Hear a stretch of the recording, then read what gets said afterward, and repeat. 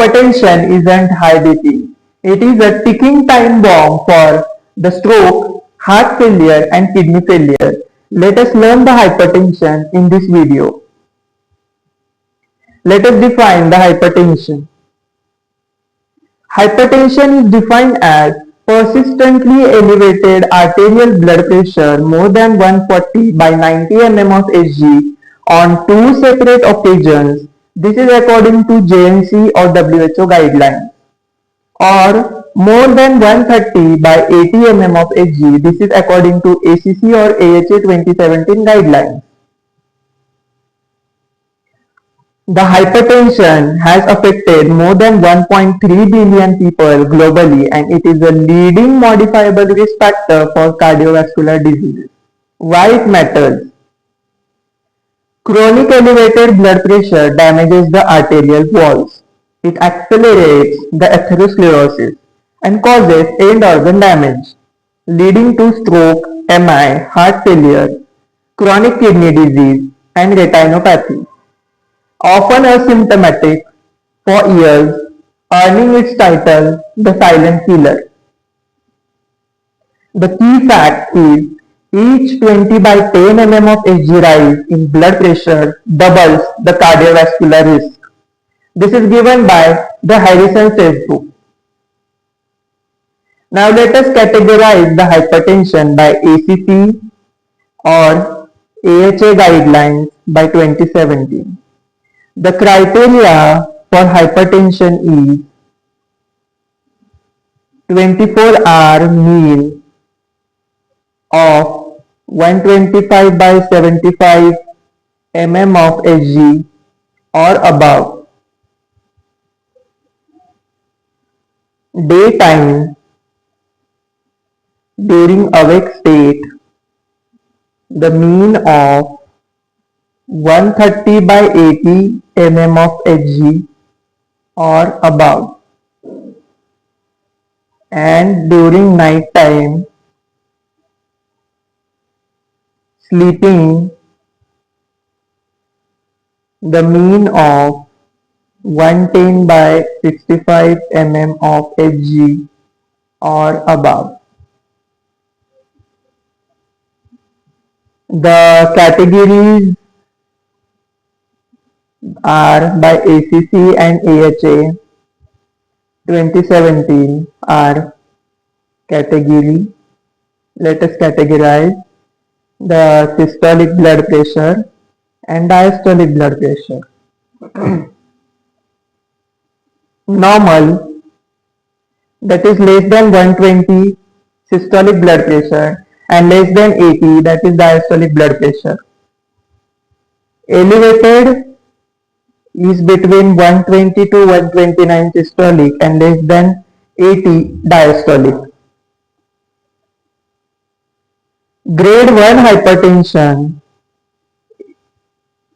130 to 139 mm of Hg systolic and 80 to 89 mm of Hg diastolic. Grade 2 hypertension is more than 140 systolic blood pressure and more than 90 diastolic blood pressure. And hypertensive crisis, where the blood pressure is more than 180 in systolic and more than 120 in diastolic. And the classification of hypertension gives us two classifications, that is the primary hypertension or secondary hypertension. Hypertension is classified by etiology, that is primary hypertension or secondary hypertension, and by severity, that is stages. Just we saw the categories of the hypertension. Primary hypertension is also called as essential hypertension.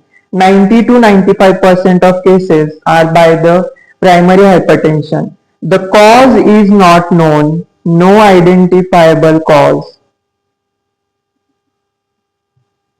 In primary hypertension, in secondary hypertension, cause is known.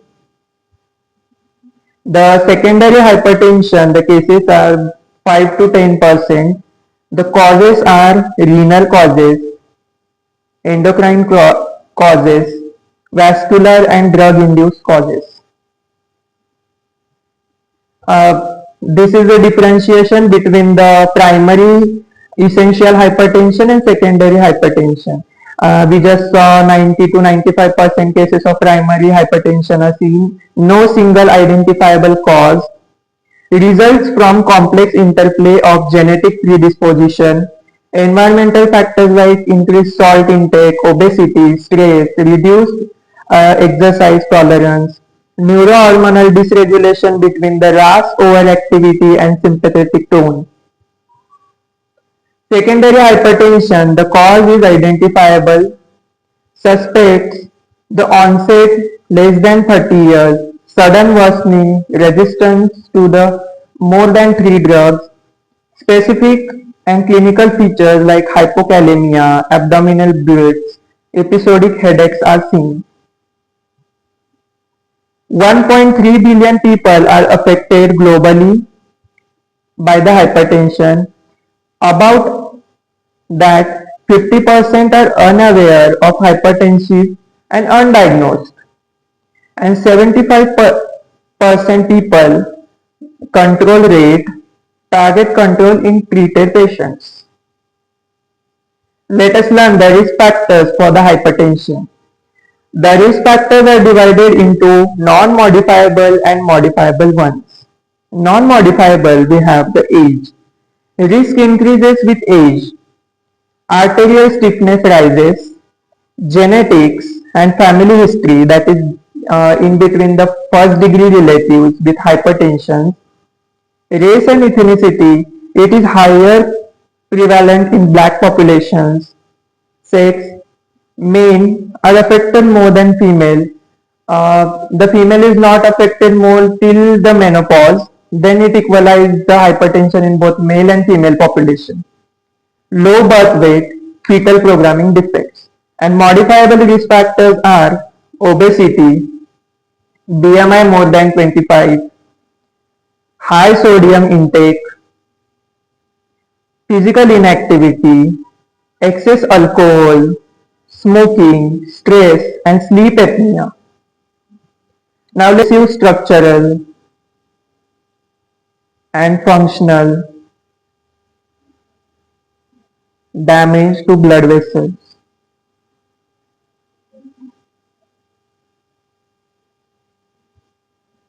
High pressure causes endothelial injury, causing vascular remodeling and ischemia.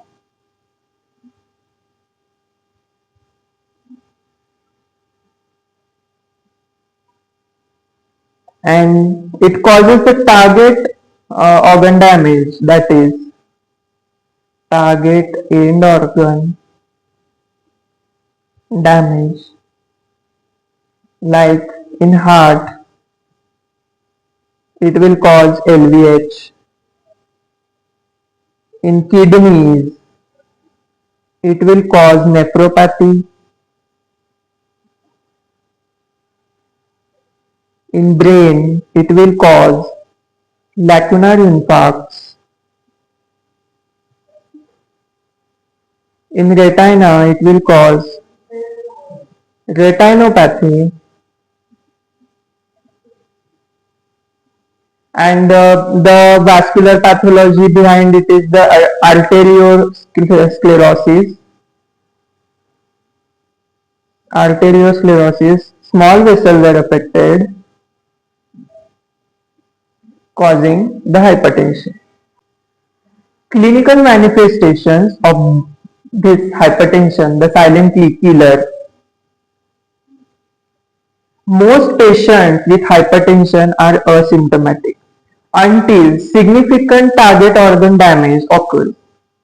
The symptoms when present are non-specific. The real danger lies in silent, progressive damage to the vital organs. As we learned, the hypertension does not show the symptoms. till any target organ damage occurs. Now let us see the clinical features. In the cerebrovascular system, ischemia and hemorrhagic shock causes hypertensive encephalopathy, vascular dementia in this. And the hypertension is the modifiable risk factor for the stroke. In cardiac causes, it causes the left ventricular hypertrophy, heart failure, coronary artery disease, angina, MI, atrial fibrillation. In renal, it leads to the CKD, nephrosclerosis, proteinuria, progressive GFR decline. It is second leading cause of ESRD. And the retinal clinical manifestations are hypertensive retinopathy, arteriolar narrowing, AV nicking, flame hemorrhages, cotton wool spots, and papilledema.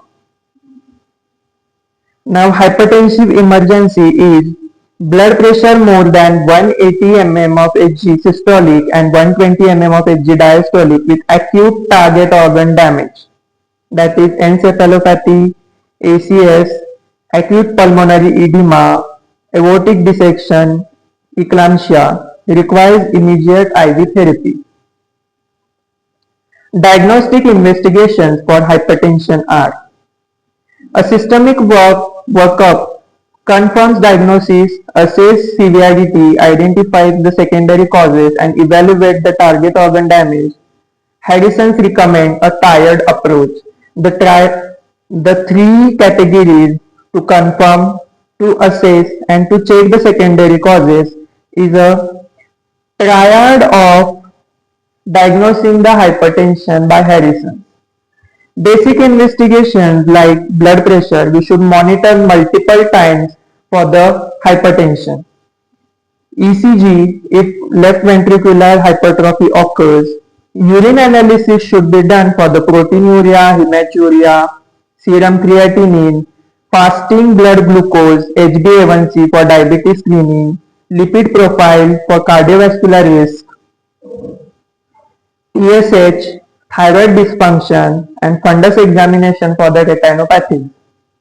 Advanced investigations for the selected cases are echocardiography for LVH, diastolic dysfunction, renal ultrasound, renal artery Doppler, plasma aldosterone or renin ratio.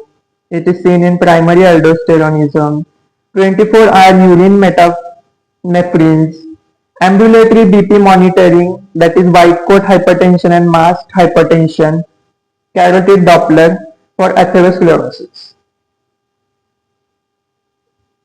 Treatment strategies for the hypertension are pharmacological therapy and non-pharmacological therapy. In non-pharmacological therapy, we go for the lifestyle modification, that is DASH diet, rich in fruits, vegetables, low-fat dairies, reduce systolic blood pressure by 18 to 14 mm of Hg.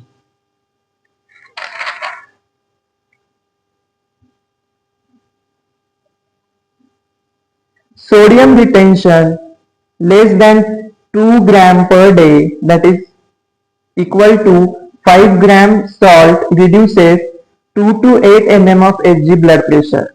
Weight loss, 5 to 10% of body weight reduces 5 to 20 mm of Hg per 10 kg lost.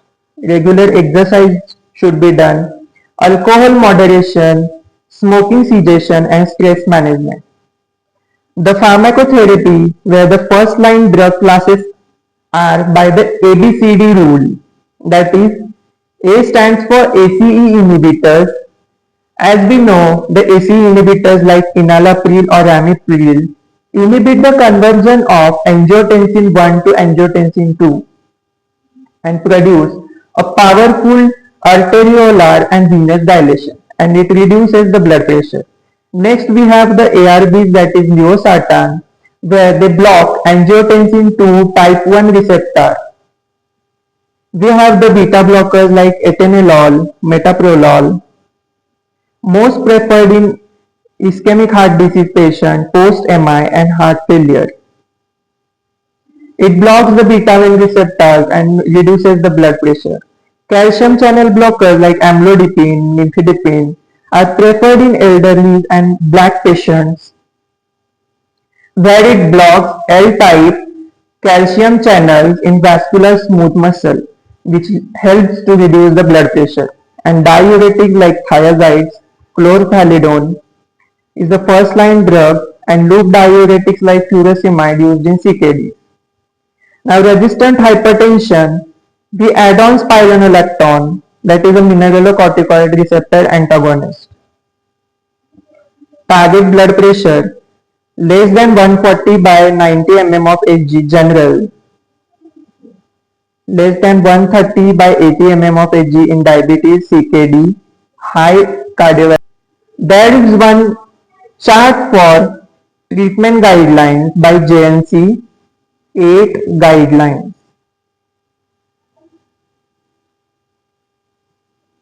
Where then JNC 8 guidelines gives us pharmacological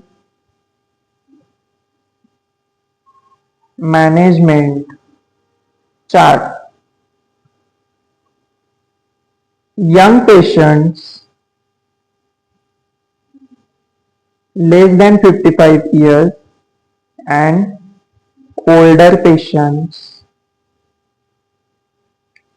more than 55 years are brought together.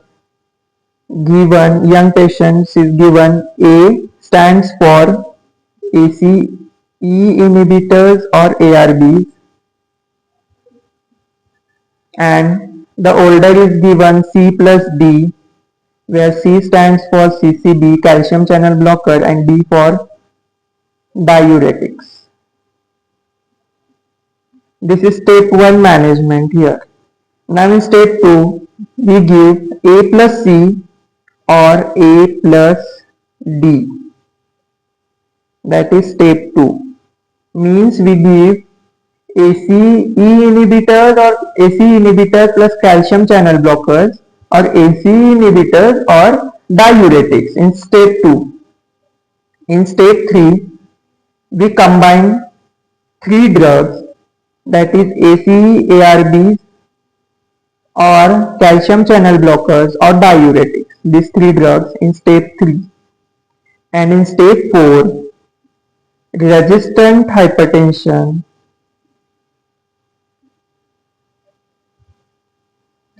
we give A plus C plus D plus further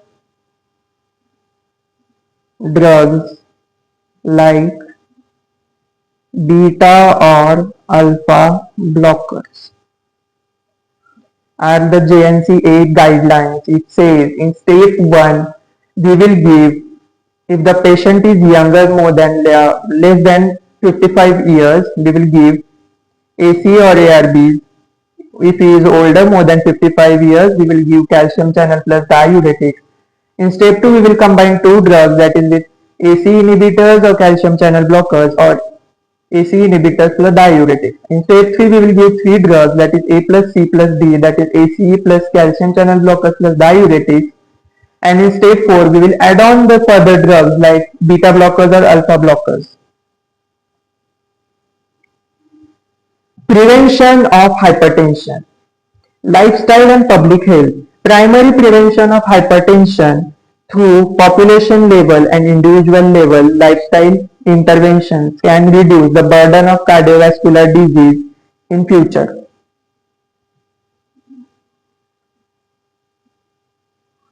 The Haddison's book have emphasized a life course approach starting from childhood, that is DASH diet, regular exercise, weight management, limit alcohol, smoking cessation and stress reduction. Individual level prevention, routine BP screening from age 18 annually if normal. Adopt DASH diet, maintain healthy BMI between 18.5 to 24.9, engage in regular physical activities, limit processed food and added salts.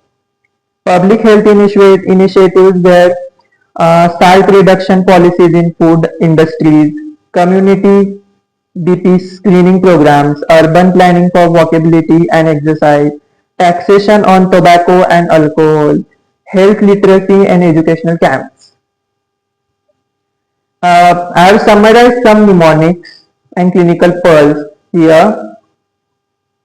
The causes of secondary hypertension, the mnemonic for it is CHAPS, where the C stands for coarctation of aorta, H stands for hyperaldosteronism or hyperthyroidism, A stands for aortic disease, P stands for pheochromocytoma or pregnancy, S stands for sleep apnea or steroids. The antihypertension drugs like we just saw ABCD, that is ACE inhibitors or ARBs for the A, B stands for beta blockers, C stands for calcium channel blockers, D stands for diuretics, and add S to it, that is A, B, C, D, E plus S, that is spironolactone. And hypertension retinopathy, where the Kate-Wagner-Baker grading gives grade 1, that is mild arteriolar narrowing, grade 2 AV nicking, grade 3 hemorrhages plus cotton wool spots, and grade 4 is papilledema. And clinical note, always measure blood pressure in both arms. If the difference is more than 20 mm of Hg, suspect coarctation or dissection of the aorta. The white coat hypertension, high in clinic, normal at home, means the person gets the blood pressure high by seeing the lab coat of the doctors, and it is confirmed with ABPM. Hypokalemia plus hypertension, thing for aldosteronism, that is cons. Hypertension is with episodic headaches, palpitations, sweating. Look for the pheochromocytoma. Never lower BP too rapidly in hypertensive emergencies, except aortic dissection. Key takeaways and summary. Hypertension is modifiable and treatable and preventable condition. Early diagnosis, consistent treatment, and lifestyle modification can dramatically reduce the cardiovascular mortality and morbidity. We just defined the hypertension, that is more than 140 by 90 mm of Hg or more than 130 by 80 mm of Hg by ACC or AHA guidelines. Classified as primary and secondary hypertension, and by the stages, that is by the categories. We just investigate with the BP monitoring, ECG, urine analysis, creatinine, lipids, fundus. We just saw the treatment by the ABCD drugs, lifestyle, DASH diets, and prevention by the salt reduction, screening, health education. Remember, treat the patient, not just the number. Individualize the therapy based on comorbidities, age, tolerance. Compliance and follow-ups are important as the drug chosen. Thanks for watching. Keep learning, keep healing, and see you in the next video.